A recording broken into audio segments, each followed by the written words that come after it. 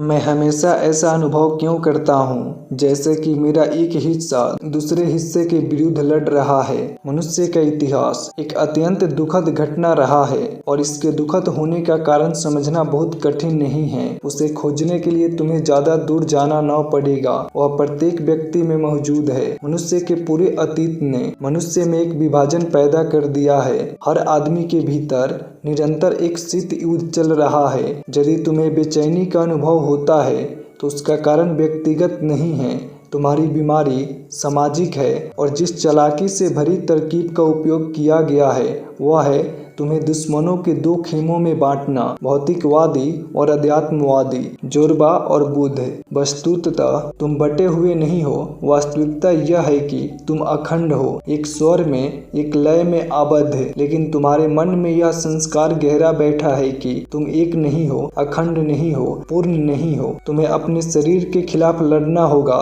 यदि आध्यात्मिक होना चाहते हो तो तुम्हें अपने शरीर को हर संभव तरीके से जीतना पड़ेगा, उसे हराना पड़ेगा, उसे सताना और नष्ट करना पड़ेगा। पूरी दुनिया में यह धारणा स्वीकृति रही है।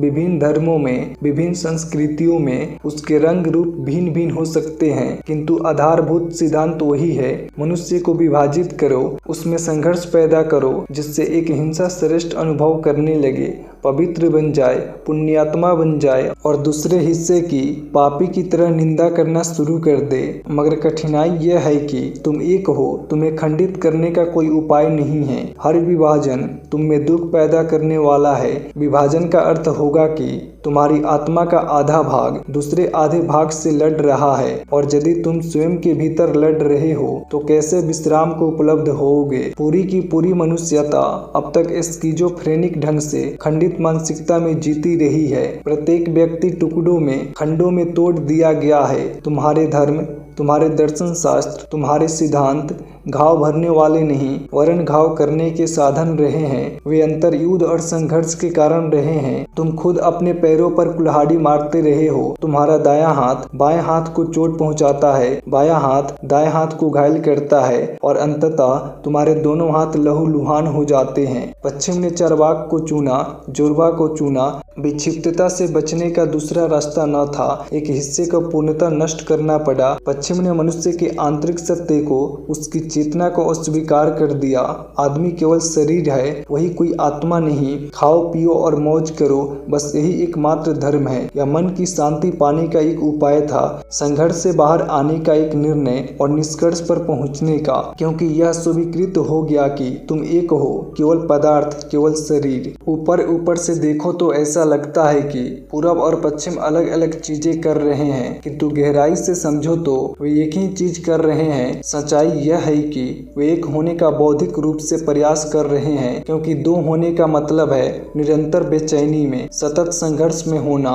इससे बेहतर है कि दूसरे का ख्याल ही भूल जाओ। इसी संदर्भ में तुम्हें यह स्मरण दिलाना महत्वपूर्ण होगा कि आधुनिक विज्ञान इस निष्कर्ष पर पहुंच गया है कि पदार्थ का होना एक भ्रम है। पदार्थ का अस्तित्व नहीं है, वह केवल दिखाई देता है। वे इस निष्पत्ति पर एक बिल्कुल भिन्न मार्ग से पहुंचे हैं। पदार्थ का सूक्ष्म अन्वेषण करते हुए उन्होंने पाया कि जैसे जैसे पदार्थ में गहरे जाते हैं वैसे वैसे उसकी भौतिकता, उसका पदार्थपन कम से कम होता जाता है। अगर परमाणु के बाद एक ऐसा बिंदु आता है जहां कोई पदार्थ नहीं बचता, सिर्फ इलेक्ट्रॉन रह जाते हैं जो विद्युत कण है, वे पदार्थ नहीं, सिर्फ ऊर्जा तरंगे हैं। पश्चिमी प्रतिभा को केवल पदार्थ के साथ काम करने की छूट थी। पूरब में प्रतिभा के लिए पहली चुनौती थी अंतर यात्रा। सिर्फ द्वितीय श्रेणी के लोगों ने, मध्यम कोटि के लोगों ने बाहरी सांसारिक चीजों के लिए श्रम किया। जो वास्तव में बुद्धिमान थे उन्होंने सदा ध्यान की दिशा में गति की। धीरे धीरे दूरी बढ़ती गई। पश्चिम भौतिकवादी हो गया। इसकी पूरी जिम्मेवारी ईसाई चर्च की है और पूर्वीय मनुष्यता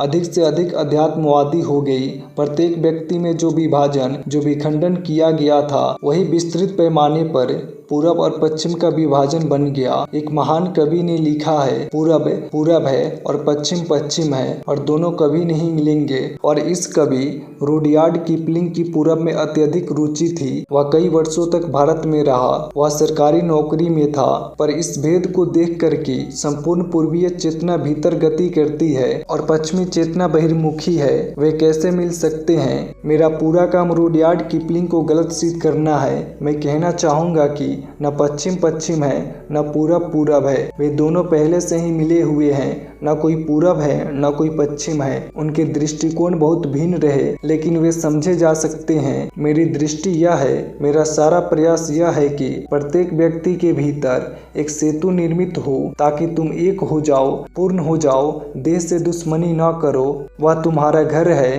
अपनी आत्मा से शत्रुता न साधो, क्योंकि बिना चेतना के हो सकता है तुम्हारा घर खूब सजा धजा हो, पर वह खाली मकान होगा, बिना मालिक के सुना। शरीर और आत्मा जब साथ साथ हो तो एक सौंदर्य पैदा होता है, एक पूर्ण जीवन, एक भरा पूरा जीवन। प्रतीक रूप में मैंने शरीर के लिए जोरबा को और आत्मा के लिए बुद्ध को चुना है। चाहे मैं जोरबा के विषय में कहूँ या बुद्ध के बारे में बोलूँ, मेरे प्रत्येक वक्तव्य में वे दोनों ही स्वतः समाहित हो जाते हैं, क्योंकि मेरे लिए वे अभिन्न है। यह सिर्फ बल देने की बात है कि किस पर ज्यादा जोर देना है। जोरबा केवल शुरुआत है।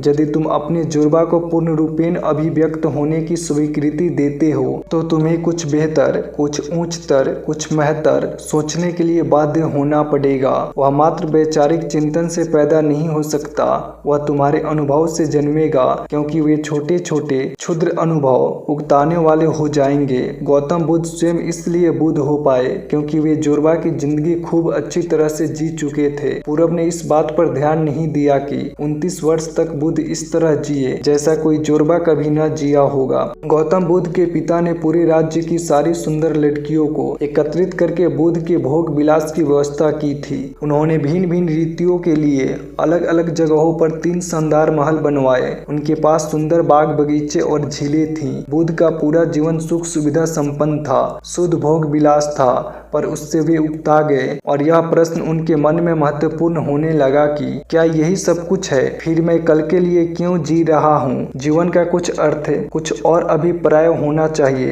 अन्यथा जीवन सारहीन है। बुद्धत्व की खोज प्रारंभ होती है जोरबा को भरपूर जी लेने से। हर आदमी बुद्ध नहीं हो पाता। उसका मूल कारण है कि जोरबा अनजिया रह जाता है। मेरा तर्क देखते हो ना, मैं कहता हूँ कि जोरबा को जी भर के पूर्णता से जी लो, तो तुम स्वाभाविक ढंग से बुद्ध के जीवन में प्रवेश कर जाओगे। अपने शरीर का सुख लो, अपने पार्थिव अस्तित्व को भोगो, इसमें कोई पाप नहीं है। इसके पर्दे में, इसके पीछे छिपा है तुम्हारा आध्यात्मिक विकास, तुम्हारा आत्मिक आनंद। जब तुम भौतिक सुखों से थक जाओगे, केवल तब तुम पूछोगे क्या इसके अतिरिक्त कुछ और भी है? स्मरण रहे, यह प्रश्न मात्र बुद्धिगत नहीं हो सकता, इसे अस्तित्वगत होना पड़ेगा। क्या कुछ और भी है? जब यह प्रश्न अस्तित्वगत होगा, तब भी तुम अपने भीतर वह कुछ और उपलब्ध कर पाओगे। निश्चित ही बहुत कुछ और भी है। जोरबा तो केवल शुरुआत है। एक बार बुद्धित्व की ज्योति जल जाए, जागरण की आभा तुम्हारी आत्मा पर फैल जाए, तब तुम जानोगे कि संसारिक सुख छाया भी न था। वहाँ इतना अधिक आनंद है, परमानंद,